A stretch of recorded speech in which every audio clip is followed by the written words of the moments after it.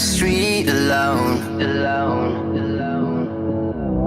Her head was down, face locked onto her phone.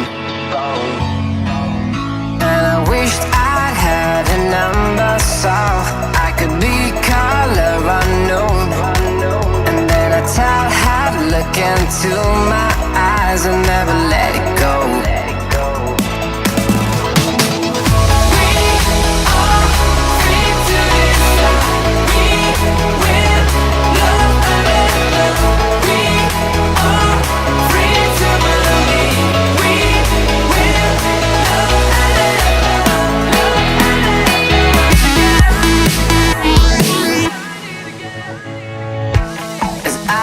About to open her a door, I saw the guy